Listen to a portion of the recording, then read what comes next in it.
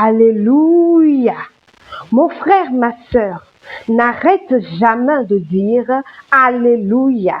Parce que lorsque nous disons Alléluia, sur le plan spirituel, ce n'est pas une petite chose qui se passe. Viens pour que je t'explique le nom Alléluia, sa puissance sur le plan spirituel.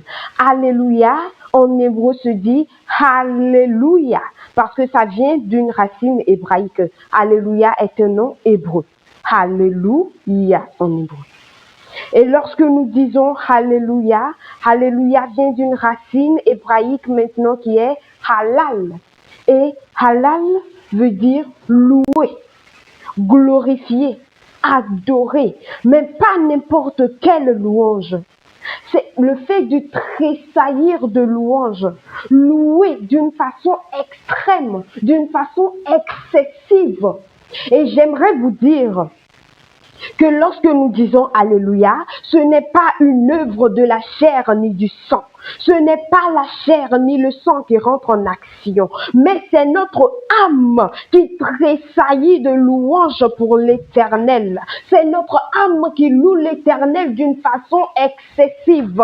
Et cette âme qui est la grande lumière qui est en nous, maintenant rentre dans l'océan de louange pour l'Éternel. Mes frères, ma sœur, est-ce que vous voyez un peu ce qui se trouve dans le simple fait de dire Alléluia? Et ce n'est pas fini. Lorsque l'âme loue l'Éternel de cette façon excessive, l'âme rentre maintenant dans la dimension Ya. Parce que nous disons Alléluia.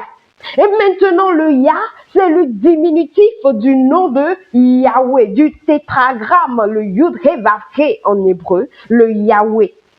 C'est son diminutif. Et maintenant, le diminutif Ya représente encore une autre dimension. Et quelle est cette dimension? C'est la dimension de l'invisible et du visible. Ce qui veut dire que l'invisible devient visible. Lorsque nous prenons Genèse 2, verset 7, lorsque l'Éternel avait créé Adam, et la Bible a dit que l'Éternel a insufflé le souffle de vie dans Adam, c'est la dimension de Ya qui est rentrée en action. Pourquoi? Parce que le souffle, c'est quelque chose d'invisible, et c'est l'invisible qui a apporté le visible, qui a apporté le souffle dans Adam.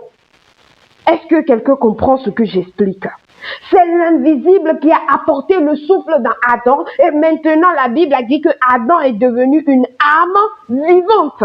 Et maintenant, Adam est devenu visible. C'est de là que toutes les créations de l'Éternel, toutes les créatures de l'Éternel sont devenues aussi visibles.